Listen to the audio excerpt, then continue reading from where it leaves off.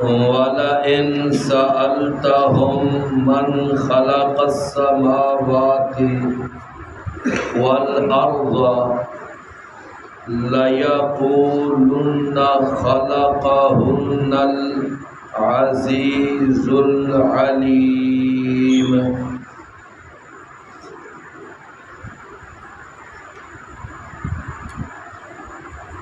الَّذِي جعل لكم الأرض مهدا وجعل لكم فيها سبلا لعلكم تهتدون۔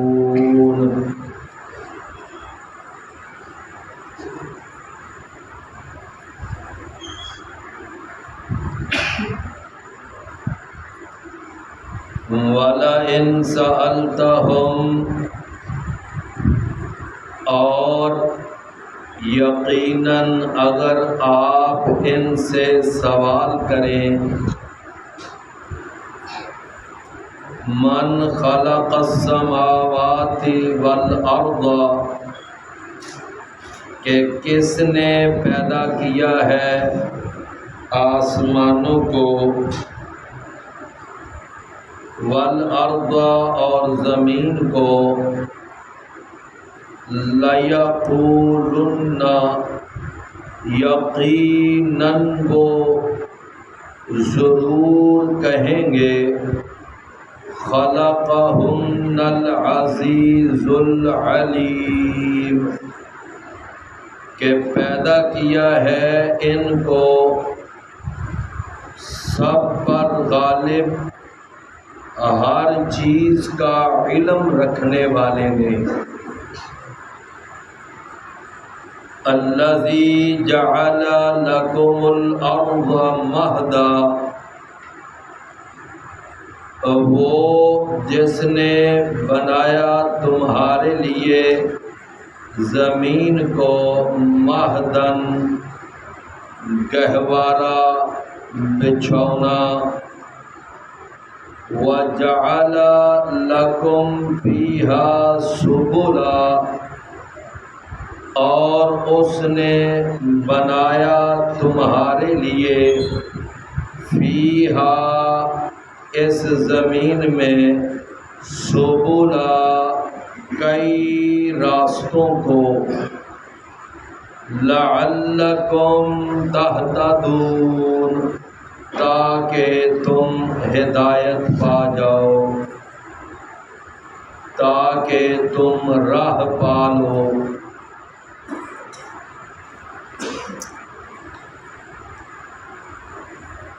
یہ جو ہمارے سبق کی پہلی آیت مبارکہ ہے،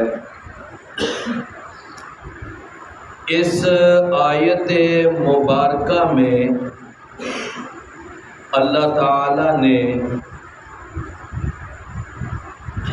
اپنے خالق ہونے کا، یعنی کفار مکہ سے جو نبی صلی اللہ علیہ وسلم کے اولین مخاطب تھے اور اولین مخالفین تھے، ان سے اللہ تعالیٰ نے اعتراف کروایا کہ اگر آپ ان سے پوچھیں کہ یہ بتاؤ کہ آسمانوں کو اور زمین کو کس نے پیدا کیا ہے، کس نے پیدا کیا ہے، تو فرمایا یہ جو مشرکین مکہ ہیں یہ اس بات کا اعتراف کریں گے کہ آسمانوں کو اور زمین کو پیدا کرنے والا اللہ ہے۔ کون ہے؟ اللہ ہے۔ اس کا معنی ایسا لکھیے،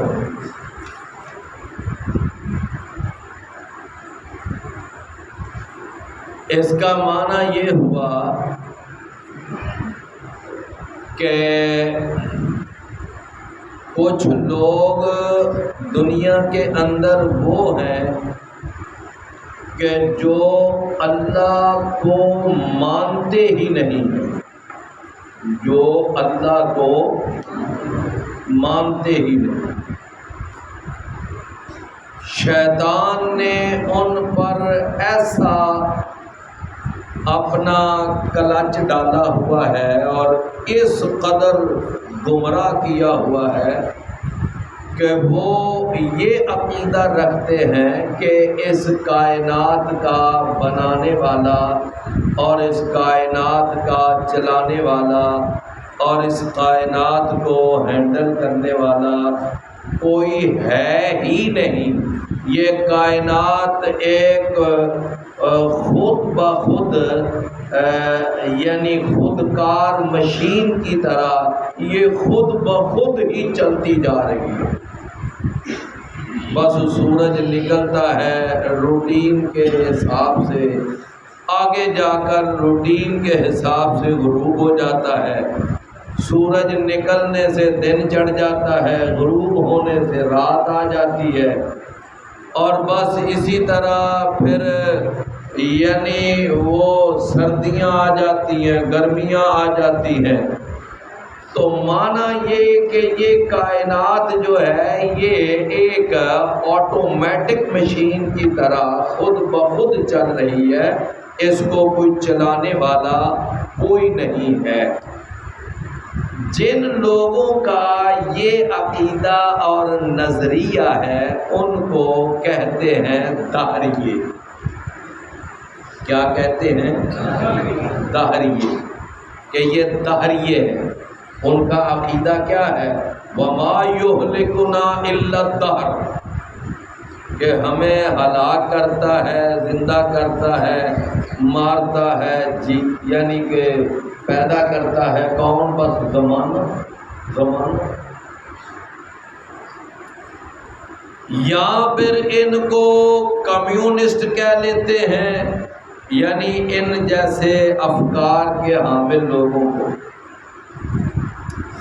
لیکن یہ ہے کہ وہ جو نبی کریم صلی اللہ علیہ وسلم کے دور کے جو کافر تھے اور وہ جو مشرک تھے، وہ لوگ جو تھے نا وہ اللہ تعالیٰ کے منکر نہیں تھے، اللہ تعالیٰ کے منکر نہیں تھے، یعنی ایسا نہیں تھا کہ وہ اللہ کو مانتے ہی نہیں، اللہ کو مانتے تھے۔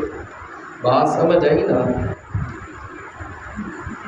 آپ یہ سمجھیے کہ وہ لوگ جو تھے نا باقاعدہ بیت اللہ کو، بیت اللہ اللہ کا گھر، اگر اللہ کا کنسیپٹ تھا نا کہ یہ کس کا گھر ہے؟ اللہ کا گھر، بیت اللہ اللہ کا گھر۔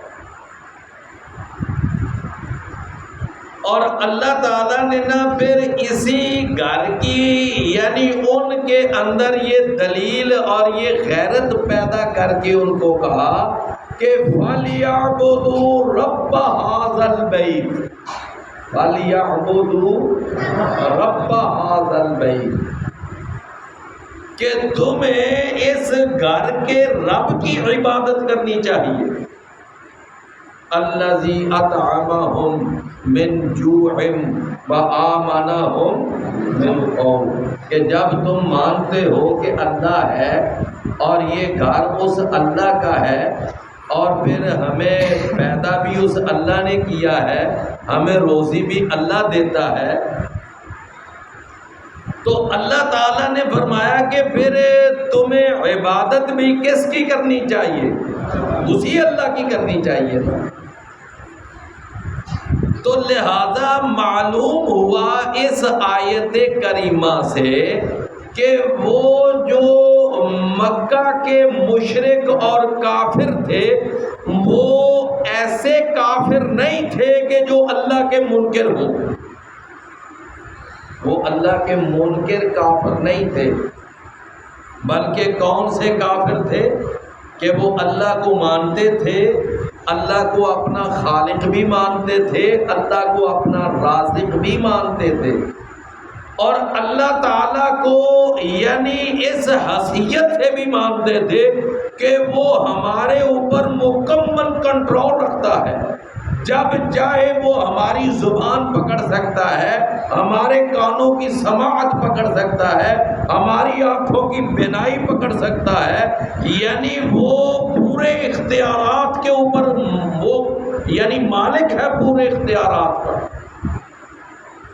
یہ بھی حیثیت وہ مانتے تھے۔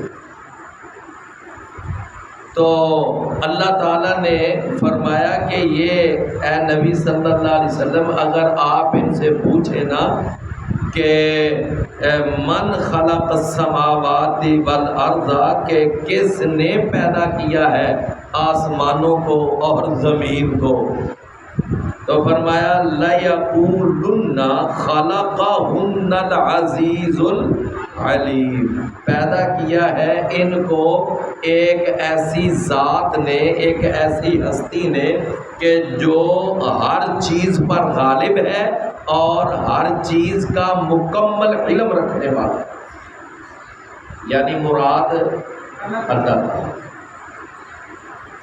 یعنی اللہ تعالیٰ کے بارے میں ان کا دیکھیں نا یہ عقیدہ بھی ہے کہ وہ اس پوری کائنات کا خالق بھی ہے اور وہ یعنی ہر چیز پر پوری طرح غلبہ بھی رکھنے والا ہے اور ہر چیز کا وہ علم بھی رکھنے والا ہے، العزیز الحلیم۔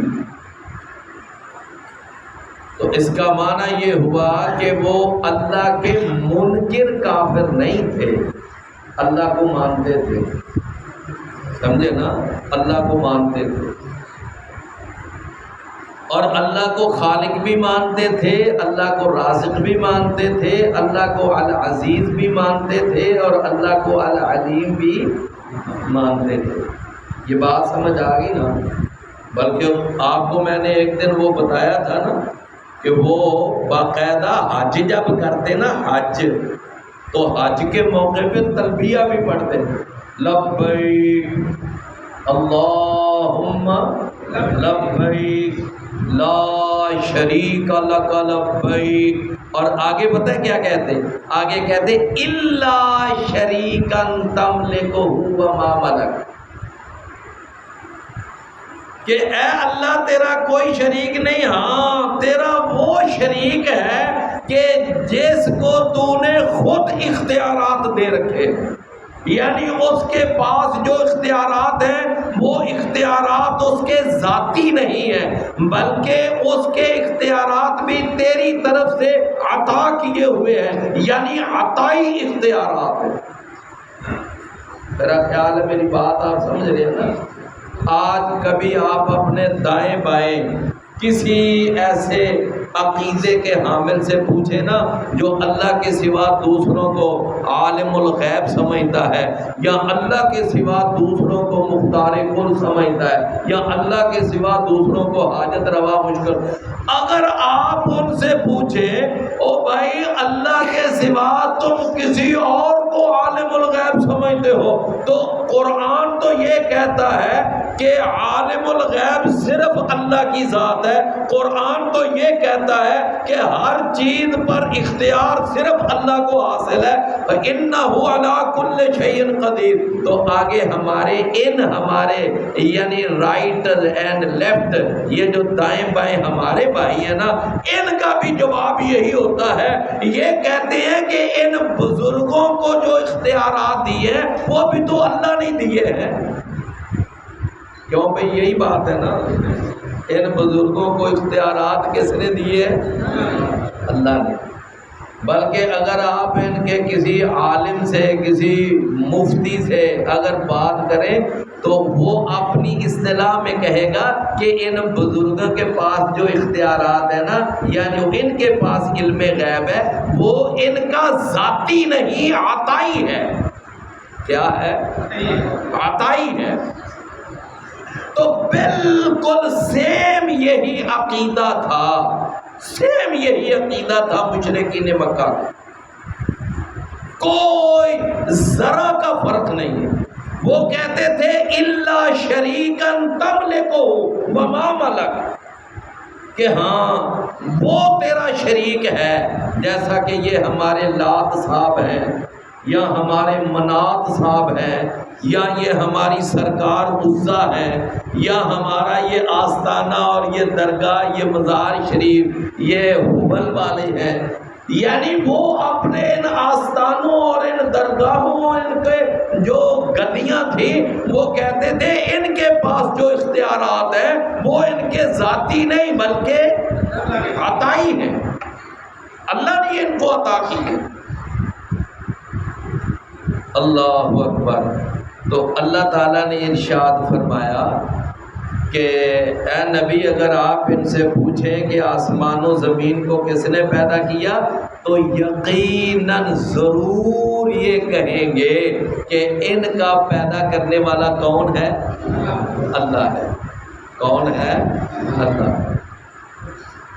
ہمارے اس معاشرے کا ہی ایک حصہ ہے ایک فرقہ جو اللہ تعالیٰ معاف فرمائے صحابہ کو گالیاں دیتے ہیں، صحابہ کو برا بھلا کہتے ہیں، صحابہ پر بڑی گندی زبان استعمال کرتے ہیں۔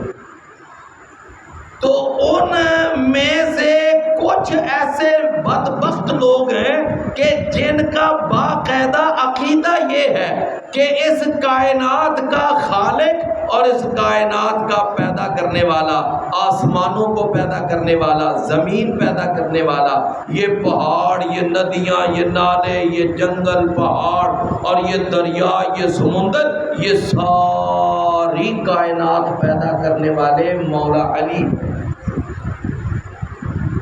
کون ہے؟ وہ کہتے ہیں علی رضی اللہ عنہ نے یہ ساری کائنات پیدا کی۔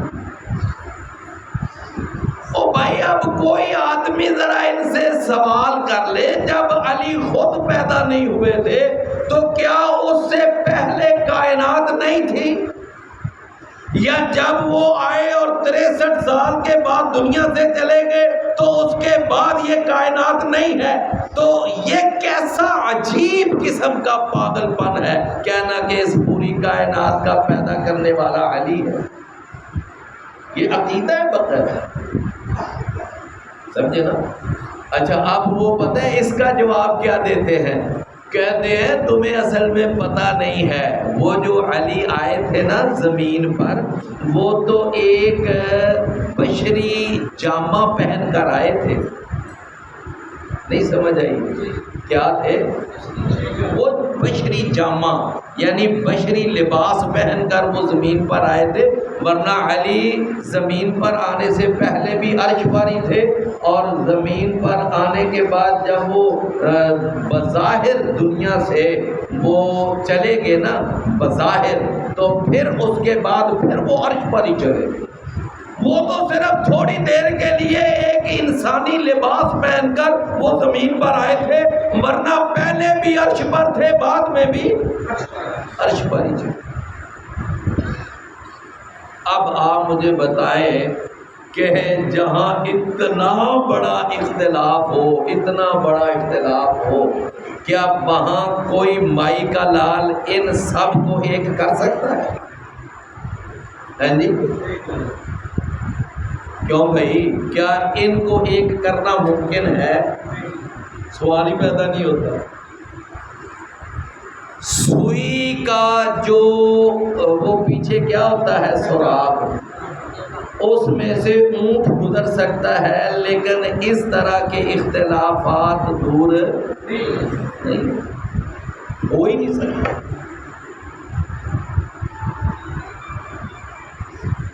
تو بہرحال میں عرض یہ کر رہا تھا کہ یہ بھی ایک عقیدہ ہے۔ فرمایا الذی جعل لکم الارض مہدا، وہ اللہ جس نے تمہارے لیے زمین کو کیا بنایا؟ بچھونا۔ کیا یعنی جس پر تم کبھی چلتے ہو، کبھی پھرتے ہو، کبھی دوڑتے ہو، کبھی اٹھتے ہو، بیٹھتے ہو، کبھی اس پر گاڑیاں چلاتے ہو، کبھی سواریاں بگاتے ہو۔ زمین اللہ نے تمہارے لیے بچھونا بنا۔ الذی جعل لکم الارض مہدا۔ وَجَعَلَ لَكُمْ فِيهَا سُبُلًا، اور اس نے بنائے تمہارے لیے اس کے اندر کئی راستے، کئی راستے اللہ نے تمہارے لیے بنائے۔ اللہ اکبر! آپ دیکھ لیں یہ راستے، یہ سڑکیں، یہ شاہراہیں۔ اچھا، اللہ کہتا ہے کہ یہ ہم نے راستے بنائے۔ اور بھائیو، اصل میں ان راستوں کو بنانے کے لیے جو علم عطا کیا، جو فہم عطا کیا اور جو میٹیریل عطا کیا، وہ کس نے کیا؟ وہ اللہ نے۔ تو اس لیے اللہ نے اس کی نسبت اپنی طرف کی ہے کہ اصل میں یہ راستے بنانے والے کون ہیں؟ در حقیقت ہم ہی ہیں۔ ہم نے تمہیں یہ علم دیا ہے، ہم نے تمہیں یہ سارا فہم دیا، ہم نے تمہیں یہ ساری ٹیکنالوجی دی، ہم نے تمہیں یہ ساری انجینئرنگ سمجھائی۔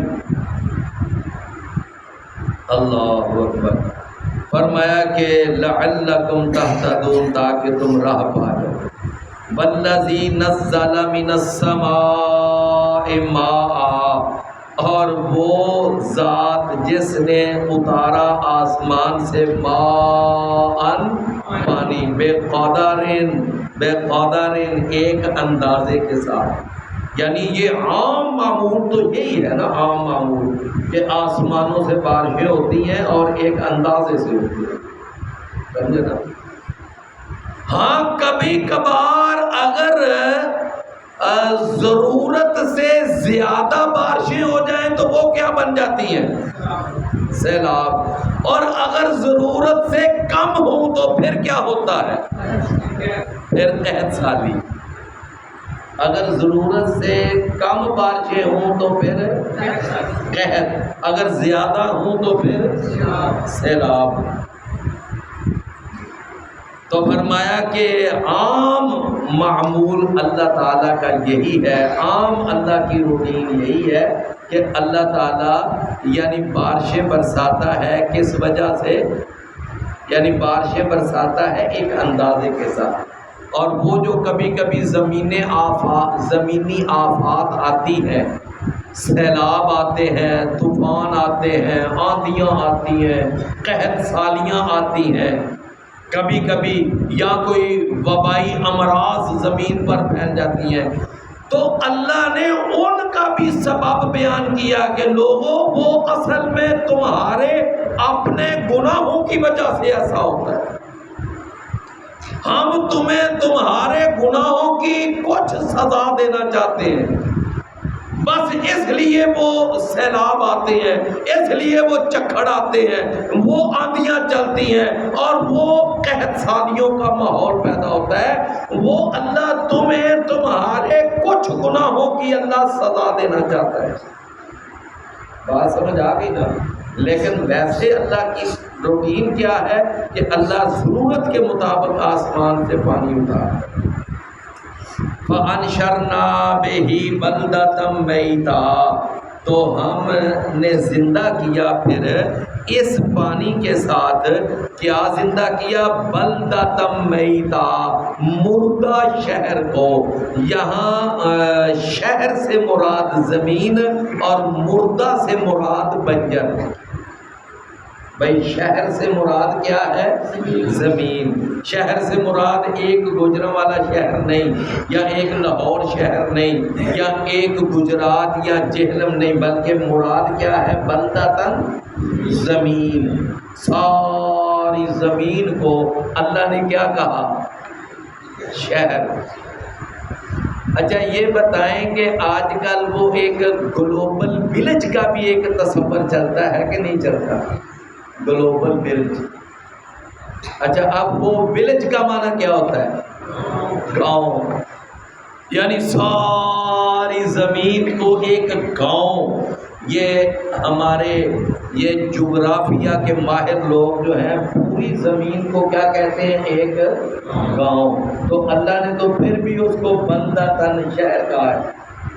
ساری زمین کیا ہے؟ ایک شہر کی طرح۔ فرمایا فَأَنشَرْنَا بِهِ بَلْدَةً مَيْتًا، پھر ہم نے زندہ کیا بے ہی اس کے ساتھ، انشرنا کا معنی کیا ہے؟ ہم نے زندہ کیا بے ہی اس پانی کے ساتھ، بارش کے پانی کے ساتھ، فرمایا بلدتم میتا، مردہ شہر کو، مردہ یعنی بنجر شہر جو بے آباد ہو چکا تھا، بنجر ہو چکا تھا اور پتے جھڑ چکے تھے، ہر طرف ویرانی پھیل چکی تھی، فرمایا کذالک تخرجون، اسی طرح تم بھی قبروں سے نکالے جاؤ گے۔ جیسے اللہ نے مردہ زمین کو مردہ ہونے کے بعد پھر اللہ نے زندہ کر دیا، اسی طرح قیامت والے دن اللہ تمہیں بھی قبروں سے نکالے گا۔ تمہیں بھی کیا کرے گا؟ قبروں سے نکالے۔ تو میرے پیارے بھائیوں، نبی کریم صلی اللہ علیہ وسلم نے نا ایک حدیث میں بیان کیا، آپ نے فرمایا کہ جب ایک دفعہ وہ سور پھونکے گا نا اسرافیل، تو اس کے بعد 40 سال تک ایک بہت لمبا دورانیہ سناٹے کا ہوگا، بہت بڑا سناٹا، یعنی کہیں سے ہو تک کی آواز نہیں آئے، 40 سال، اور 40 سال کے بعد وہ اسرافیل دوسری دفعہ سور پھونکے گا۔ رسول اللہ صلی اللہ علیہ وسلم نے فرمایا پھر سارے اپنی اپنی قبروں سے باہر نکلنا شروع ہو جائیں گے، اور رسول اللہ صلی اللہ علیہ وسلم نے یہ بھی فرمایا کہ انا اول من تنشق عنہ القبر یوم القیامہ، قیامت والے دن سب سے پہلی جو قبر کھلے گی، فرمایا وہ میری قبر ہوگی، اور سب سے پہلا انسان جو اپنی قبر سے باہر آئے گا وہ میں ہوں گا۔ سب سے پہلی قبر کس کی کھلے گی؟ نبی صلی اللہ علیہ وسلم۔ آپ جانتے ہیں نا کہ نبی کریم صلی اللہ علیہ وسلم کی قبر مبارک کہاں ہے جی؟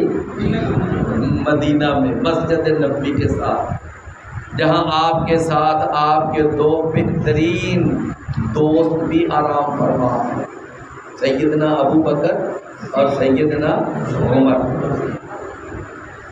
تو سب سے پہلے نبی کریم صلی اللہ علیہ وسلم کی قبر مبارک کھلے گی، آپ باہر تشریف لائیں گے، اور اس کے بعد پھر میدان محشر لگے گا، اور یہ ساری عرب کی ہی سرزمین ہوگی۔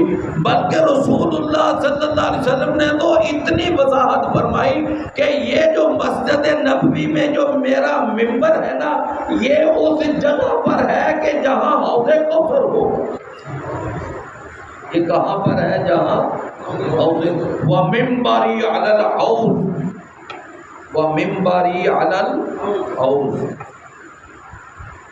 تو اللہ تعالیٰ نے فرمایا، نبی صلی اللہ علیہ وسلم نے فرمایا اس کے بعد پھر کیا ہوگا؟ فرمایا پھر آسمان سے ایک بارش برسے گی، اور اس کے ساتھ سارے اپنی اپنی قبروں سے ایسے اگ رہے ہوں گے۔ کیا کہا؟ کیا کہا؟ اگ رہے ہوں گے، کہ جس طرح پودا زمین سے اگ کر باہر آتا ہے۔ اور آپ نے پھر فرمایا کہ سارے جسم میں سے صرف ایک ہڈی باقی رہتی ہے، باقی سارے جسم کو مٹی کھا جاتی ہے، اور وہ ہڈی کون سی ہے؟ وہ مہرے کا آخری مہرے کی ایک چھوٹی ہڈی، فرمایا یہ صرف باقی رہتی ہے، اور اس سے اللہ بیج کا کام لے گا، اور انسان کو دوبارہ اللہ پھر زندہ کر کے قبر سے باہر نکالے گا۔ یعنی لوگ قبروں سے ایسے اگیں گے جس طرح کیسے اگتے ہیں پودے زمین میں۔ فرمایا فَأَنشَرْنَا بِهِ بَلْدَةً مَيْتًا كَذَلِكَ تُخْرَجُونَ، ایسے تم نکالے جاؤ گے۔ وَالَّذِي خَلَقَ الْأَزْوَاجَ كُلَّهَا، اور وہ ذات جس نے پیدا کیا جوڑوں کو کلہا، سب کے سب جوڑوں کو اللہ نے جوڑے جوڑے پیدا کیا۔ دیکھیں نا، مرد ہے، عورت ہے، اونٹ ہے، اونٹنی ہے، گائے ہے، بیل ہے، بھینس ہے، سانڈ ہے، بکری ہے، بکرا ہے، یہ کیا ہے؟ جوڑے جوڑے۔ یعنی جوڑے سے ایک تو مراد ہے نر اور مادہ، یہاں تک کہ یہ جدید تحقیق ہے کہ درختوں کے اندر بھی نر اور مادہ ہے، درختوں کے اندر بھی نر اور مادہ ان کے اندر بھی ہے۔ یہ جو کھجوریں ہیں ان میں سے کچھ نر کھجوریں ہوتی ہیں اور کچھ مادہ کھجوریں ہوتی ہیں، اور جب ہوائیں چلتی ہیں نا تو پھر ان کے جراثیم جو ہوتے ہیں وہ پھر ٹرانسفر ہوتے ہیں، یعنی نر مادہ کے جراثیم آپس میں ملتے ہیں اور پھر ان درختوں پر جا کر پھل لگتے ہیں۔ تو فرمایا کہ اللہ نے پیدا کیا جوڑوں کو سب کو، تو ایک تو معنی ہو گیا نر مادہ، اور ایک اور بھی اس کا معنی ہے جوڑے کا، وہ بھی بعض مفسرین نے مراد لیا۔ مثال کے طور پر ہر چیز کی ایک مخالف صنف ہوتی ہے، مثلا روشنی، اس کا مخالف کیا ہے؟ اندھیرا۔ مرض، اس کا مخالف کیا ہے؟ صحت۔ اچھا، اسی طرح عروج، اس کا مخالف کیا ہے؟ پستی۔ زمین، آسمان، خیر، شر، حق، باطل، یعنی ہر چیز کی ایک مخالف صنف، تو یہ بھی ایک جوڑا ہے۔ تو اللہ تعالیٰ نے فرمایا کہ اللہ وہ ذات ہے، پہلا تعارف، جس نے تمہارے لیے زمین کو بچھونا بنایا اور پھر زمین کے اندر تمہارے لیے کئی راستے بنائے۔ دوسرا تعارف کہ جس نے آسمان سے ایک اندازے کے مطابق پانی اتارا، پھر اس کے ساتھ مردہ زمین کو زندہ کیا۔ اور تیسری آیت میں تعارف، جس نے ہر چیز کا جوڑا جوڑا بنایا، ہر چیز کا جوڑا جوڑا بنایا۔ فرمایا ہر چیز وَجَعَلَ لَكُم مِّنَ الْفُلْكِ۔ اچھا، ایک بات، مخلوق میں سے، جملہ غور سے سننا، مخلوق میں سے ہر چیز کا جوڑا ہے، صرف ایک ہی ہستی ہے کہ جس کا جوڑا نہیں ہے۔ وہ کون ہے؟ صرف اللہ۔ اللہ کا کوئی جوڑا نہیں، اللہ اکیلا ہے۔ قل هو اللہ احد۔ سمجھ آئی نا بات؟ یعنی صرف اللہ ہی ایک ذات ہے کہ جس کا جوڑا نہیں ہے، ورنہ مخلوق میں سے ہر چیز کا جوڑا، والشفع والوتر، والشفع والوتر، ہر چیز کا جوڑا۔ فرمایا کہ وَجَعَلَ لَكُم مِّنَ الْفُلْكِ، اور اس نے تمہارے لیے بنائی کئی کشتیاں، یعنی جہاز، وَالْأَنْعَامَ، اور اس نے تمہارے لیے بنائے چوپائے۔ فرمایا مَا تَرْكَبُونَ، جن پر تم سواری کرتے ہو، کشتیوں پر بھی بیٹھتے ہو، جہازوں پر بھی بیٹھتے ہو، اور پھر اس کے بعد پھر اللہ نے جانور بنائے، یہ تمہارے لیے اونٹ بنائے، گھوڑے بنائے، خچر بنائے، پھر یہ تمہارے لیے گدھے، اور پھر باقی کئی جانور جن پر کیا کرتے ہو تم؟ سواری۔ فرمایا لِتَسْتَوُوا عَلَى ظُهُورِهِ، تاکہ تم جم کر بیٹھ جاؤ نا جب ان کی پشتوں پر، جب تم جم کر بیٹھ جاؤ ان جانوروں میں سے ہر ایک جانور کی پشت پر۔ فرمایا ثم تذکروا نعمت ربکم، پھر تم یاد کرو اپنے رب کی نعمت کو، اذا استویتم علیہ، جب تم خوب اس کے اوپر جم کر بیٹھ جاؤ، جب تم خوب اس پر کیا ہے برابر ہو کر بیٹھ جاؤ، جم کر بیٹھ جاؤ۔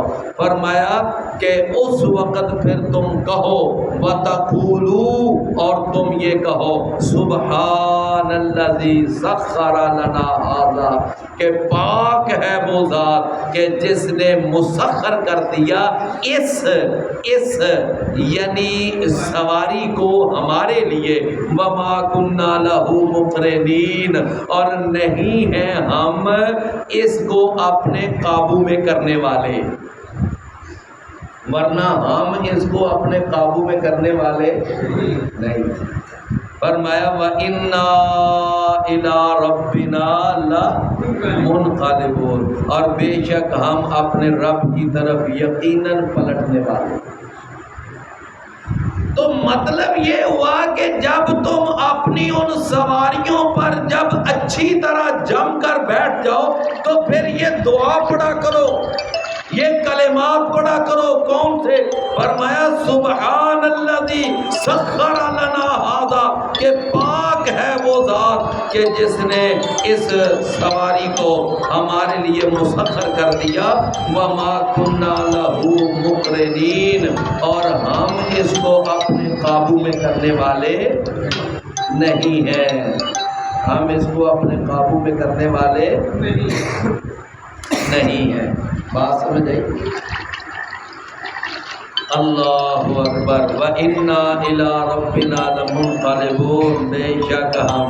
اچھا، اللہ تعالیٰ نے یہ بڑی بڑی سواریاں اللہ نے کس کے تابع کی ہیں؟ کس کے؟ انسان کے تابع۔ آپ نے کبھی غور کیا کہ کتنا بڑا اونٹ ہوتا ہے؟ کتنا بڑا اونٹ، اور ایک 8-10 سال کا 11-12 سال کا بچہ اس اونٹ کو لے کر چل رہا ہے، اوپر بیٹھ جائے، اس کی لگام پکڑ کر اس کو چلا لے، وہ چل پڑتا ہے۔ یہ اس اونٹ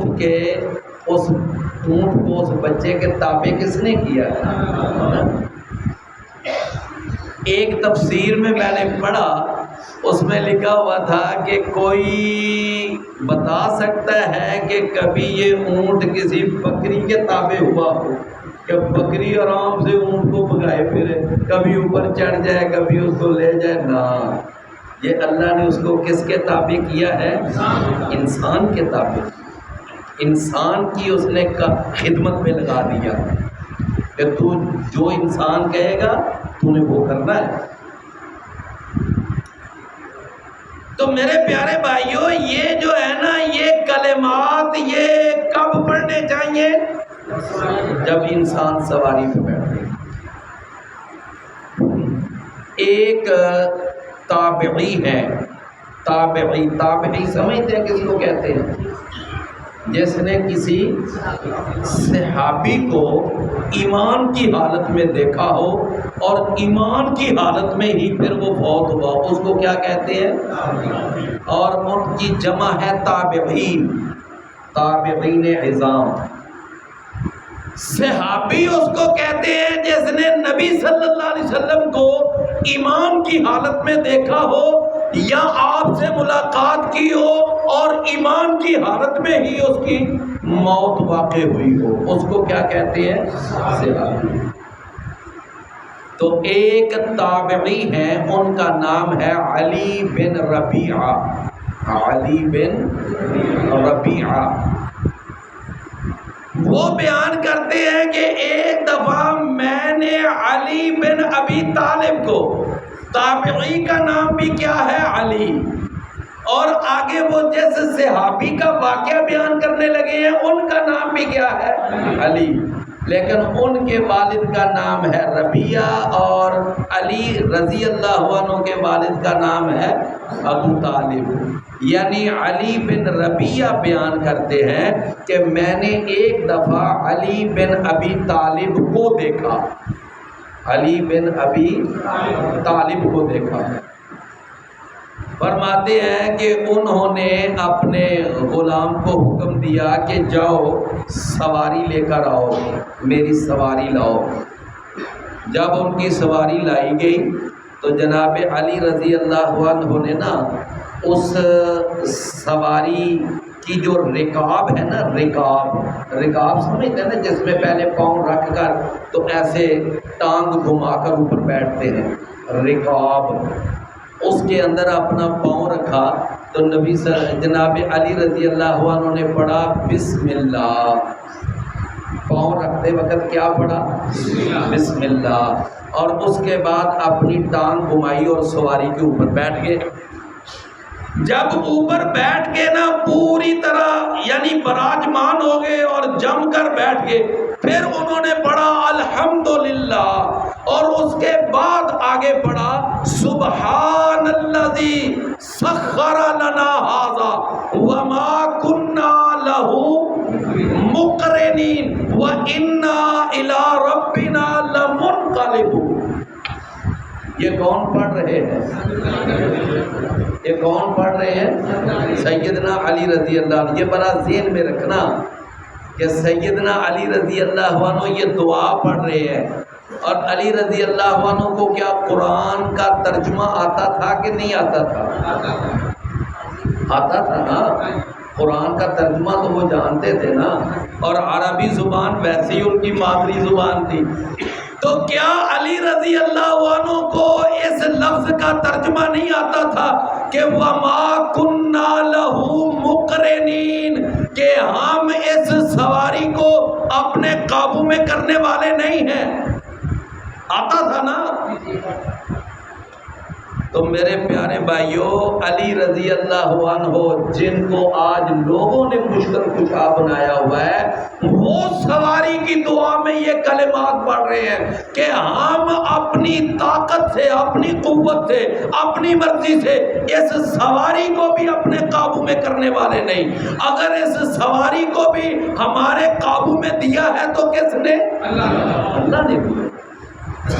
کس نے دیا ہے؟ اللہ نے دیا، ورنہ ہم اپنے طور پر اس سواری کو بھی قابو نہیں کر سکتے۔ یہ علی رضی اللہ عنہ کہہ رہے ہیں، جن کے بارے میں آج کہتے ہیں جنگل پہاڑ دیتے ہیں ناد علی علی، مشکل میری کو حل کر دو مشکل کشا علی۔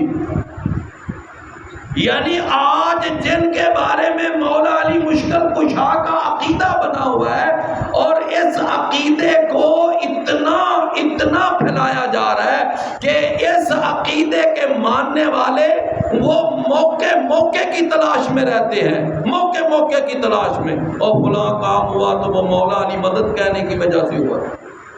وہ جو ارشد ندیم ہے نا، اس نے وہ جو نیزہ پھینکا تھا، اس نے جی یا علی مدد کہا تھا تو پھر نیزہ جا کر آگے گرا تھا۔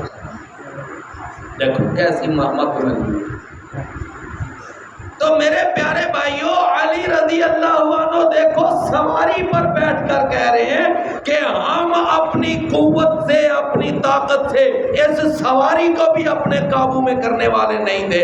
اس سواری کو بھی ہمارے قبضے میں کس نے دیا؟ ہمارے کنٹرول میں کس نے دیا؟ اللہ نے دیا۔ فرمایا وَمَا كُنَّا لَهُ مُقْرِنِينَ۔ تو جناب علی رضی اللہ عنہ جب بیٹھ گئے، یہ دعا پڑھ لی، اور اس کے بعد توجہ ہے نا، اس کے بعد 3 دفعہ سیدنا علی رضی اللہ عنہ نے پھر پڑھا الحمدللہ، 3 دفعہ الحمدللہ الحمدللہ الحمدللہ، پھر 3 دفعہ بعد میں کہا اللہ اکبر اللہ اکبر اللہ اکبر، اور اس کے بعد آگے یہ کلمات پڑھے سبحانک سبحانک ربی، پاک ہے تو ہے میرے رب، انی ظلمت نفسی انی ظلمت نفسی فاغفر لی ذنبی فَإِنَّهُ لَا يَغْفِرُ الذُّنُوبَ إِلَّا أَنْتَ۔ ترجمہ سمجھ رہے ہیں نا؟ سبحانک ربی، پاک ہے تو ہے میرے پروردگار، انی ظلمت نفسی، میں نے اپنے نفس پر ظلم کیا، زیادتی کی، فاغفر لی ذنبی، اے اللہ تو میرے گناہ معاف کر دے، اور آخر میں کیا ہے فَإِنَّهُ لَا يَغْفِرُ الذُّنُوبَ إِلَّا، تیرے سوا اور کوئی گناہوں کو معاف نہیں کر سکتا۔ اچھا یہ کلمات پڑھے نا تو سیدنا علی رضی اللہ عنہ مسکرا پڑے، کیا مسکرا پڑے۔ تو وہ جو علی بن ربیعہ ہے نا، وہ میں نے پیچھے نام بتایا، علی بن، وہ کون ہے بھلا؟ تابعی، اور وہ شاگرد ہے جناب علی رضی اللہ عنہ۔ تو علی بن ربیعہ کہتے ہیں کہ میں نے پوچھا کہ اے امیر المومنین، اے امیر اس کا معنی کہ یہ کب کا واقعہ ہے؟ جب سیدنا علی خلیفہ تھے، جب سیدنا علی کیا تھے؟ خلیفہ تھے، خلیفۃ المسلمین تھے، امیر المومنین تھے، یہ اس وقت کا واقعہ ہے۔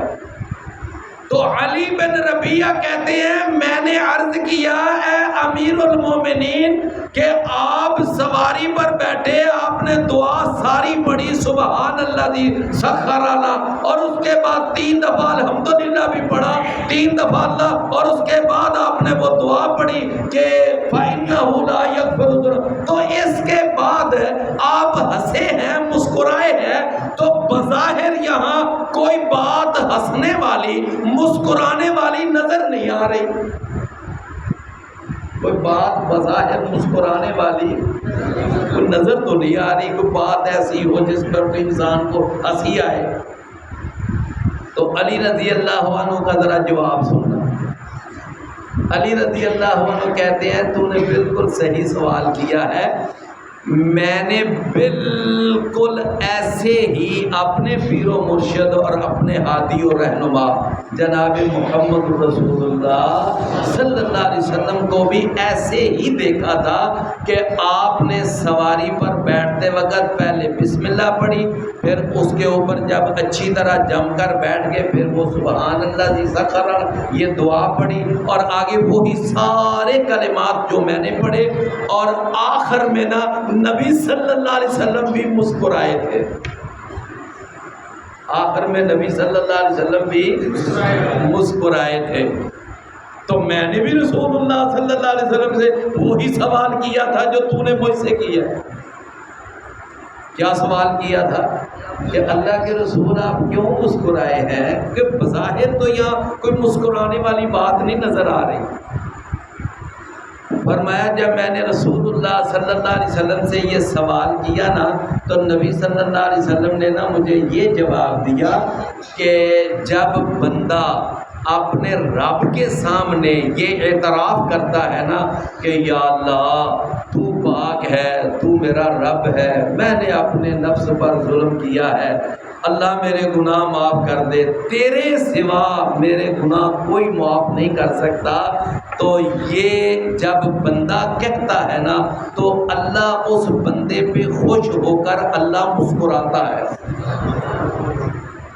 اللہ اس بندے پہ خوش ہو کر اللہ مسکراتا ہے، اور اللہ مسکرا کے یہ کہتا ہے دیکھو اس میرے بندے کو میرے اوپر کتنا یقین ہے، کتنا اعتماد ہے کہ میرے سوا اس کے کوئی گناہ بخشنے والا نہیں ہے، یعنی میرے اوپر اس کو کتنا مان ہے، تو اللہ بھی اس وقت کیا ہے؟ مسکراتا ہے۔ تو فرمایا رسول اللہ صلی اللہ علیہ وسلم نے کہ اللہ کے مسکرانے کی وجہ سے میں بھی مسکرایا ہوں، سمجھے نا؟ تو علی رضی اللہ عنہ نے جب آگے حدیث بیان کی تو وہ بھی مسکرائے، وہ بھی۔ یہاں سے یہ بات بھی معلوم ہوئی کہ صحابہ کا آپ ان کی دیانتداری دیکھیں اور ان کا انداز دیکھیں کہ وہ اللہ کے نبی صلی اللہ علیہ وسلم کی جب حدیث اور آپ کا فرمان اور آپ کا ارشاد مبارک جب آگے تابعین تک پہنچاتے تھے تو وہ اس فرمان اور اس ارشاد کے صرف کلمات اور الفاظ ہی آگے نہیں پہنچاتے تھے، بلکہ وہ اللہ کے رسول کا فرمان آگے کنوے کرتے وقت وہ اس کیفیت کو بھی آگے بیان کرتے تھے، اس کیفیت کو بھی بیان کرتے۔ تو آج کئی لوگ کہتے ہیں جی حدیثوں کا کیا اعتبار، حدیثوں کا کیا اعتبار، حدیثیں تو بس ایسے ہی ہیں، ان کی کیا بات ہے۔ اس قدر اہتمام کیا ہے صحابہ نے اور تابعین نے ان احادیث کو محفوظ کرنے کا کہ صرف الفاظ ہی محفوظ نہیں ہیں، صرف کلمات ہی محفوظ نہیں ہیں، بلکہ وہ کیفیات بھی محفوظ ہیں، وہ کیفیات بھی محفوظ ہیں۔ تو فرمایا وما كنا له مقرنین، اور نہیں تھے ہم ان کو قابو کرنے والے، وَإِنَّا إِلَىٰ رَبِّنَا لَمُنْقَلِبُونَ، اور بے شک ہم اپنے رب کی طرف یقیناً پلٹنے والے ہیں اپنے رب۔ اچھا، یہ دعا کس وقت کی سکھائی گئی ہے؟ سواری کی، سواری پر بیٹھ کر بندہ کہاں جاتا ہے؟ سفر پر۔ تو اس دنیا کے عارضی سفر میں انسان کی توجہ اس آخرت کے سفر کی طرف بھی دلائی گئی ہے۔ ذرا سوچا، غور کیا آپ نے؟ اللہ تعالیٰ نے نا اگلی آیت میں کیا فرمایا؟ وَإِنَّا إِلَىٰ رَبِّنَا، بے شک ہم اپنے رب کی طرف کیا ہے؟ لوٹنے والے ہیں۔ یعنی یہ ہماری زندگی ایک سفر ہے، اور ہم سفر کرتے کرتے کرتے کدھر جا رہے ہیں؟ اللہ کی طرف جا رہے ہیں۔ اس دنیاوی سفر کے ساتھ ساتھ اس اخروی سفر کی بھی یاد دلائی گئی ہے کہ اس کو بھی یاد رکھو۔ فرمایا وَجَعَلُوا لَهُ مِنْ عِبَادِهِ جُزْءًا، اور انہوں نے بنائے اس اللہ کے لیے اس کے بندوں میں سے، یعنی اللہ کا حصہ بنا دیا اللہ کے بندوں کو۔ اللہ اکبر، یعنی اللہ کے بندوں میں سے کچھ بندوں کو ان ظالموں نے کیا بنا دیا؟ اللہ کا حصہ۔ کیا مطلب ہے اس کا؟ او بھائی، یہ جو اولاد ہوتی ہے یہ ماں باپ کا حصہ نہیں ہوتی۔ ہم نہیں کہتے اے فلاں کا خون ہے، اے فلاں کا نطفہ ہے، نہیں سمجھ آئی بات؟ تو اولاد جو ہوتی ہے یہ ماں باپ کا کیا ہوتا ہے؟ یہ حصہ ہوتی ہے، جز ہوتی ہے، ان کی نسل میں سے ہوتی ہے۔ فرمایا ایسے بدبخت ہیں جنہوں نے اللہ کے لیے بیٹے بنا دیے کہ یہ عزیر اللہ کا بیٹا ہے، یہ عیسیٰ بن مریم اللہ کا بیٹا ہے، اور یہ فرشتے اللہ کی بیٹیاں ہیں۔ تو جو اللہ کی اولاد ثابت کرتے ہیں وہ ان کو اللہ کا جز بناتے ہیں کہ نہیں بناتے؟ جی بنایا کہ نہیں جز؟ کہ جو کہتے ہیں کہ عیسیٰ اللہ کا بیٹا ہے، اس کا مطلب کہ وہ عیسیٰ علیہ السلام کو اللہ کا جز مانتے ہیں، اللہ کا جز مانتے ہیں۔ اچھا میرے بھائیوں، غصہ نہ کرنا، ایک بات میں عرض کرنے لگا ہوں کہ اگر کوئی آدمی عیسیٰ علیہ السلام کو اللہ کا بیٹا مانے توجہ سے، تو قرآن کہتا ہے کہ انہوں نے عیسیٰ کو علیہ السلام اللہ کا جز قرار دیا۔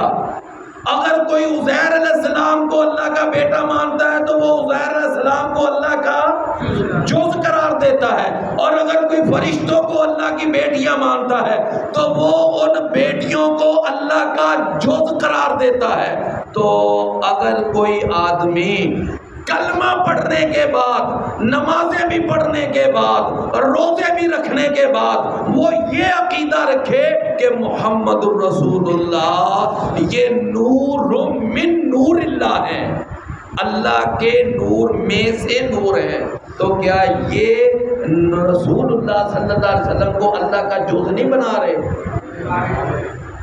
تو میری بات سمجھے ہیں آپ؟ میرے پیارے بھائیوں، بات وہیں پر آ جاتی ہے، کوئی مانے یا نہ مانے، جو یہ عقیدہ رکھتا ہے نا کہ محمد کریم صلی اللہ علیہ وسلم وہ اللہ کے نور میں سے نور ہے، نور من نور اللہ ہے، الصلاۃ والسلام علیک یا نور من نور اللہ، یہ درود پڑھتے ہیں کہ نہیں پڑھتے؟ تو میرے بھائیوں، یہ لوگ رسول اللہ صلی اللہ علیہ وسلم کو اللہ کا جز بنا رہے ہیں۔ فرمایا کہ وَجَعَلُوا لَهُ مِنْ عِبَادِهِ جُزْءًا، اور ان میں سے ایسے بھی بد عقیدہ لوگ ہیں کہ جنہوں نے اس اللہ کے لیے اس کے بندوں میں سے کچھ بندوں کو انہوں نے اللہ کا جز بنا دیا۔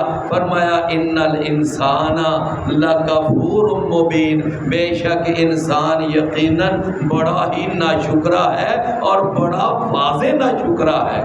بڑا واضح نہ شکرہ ہے، اللہ بڑا واضح نہ شکرہ ہے، سمجھے نا؟ اللہ تعالیٰ بھائی جو سمجھنے کی توفیق عطا فرمائے۔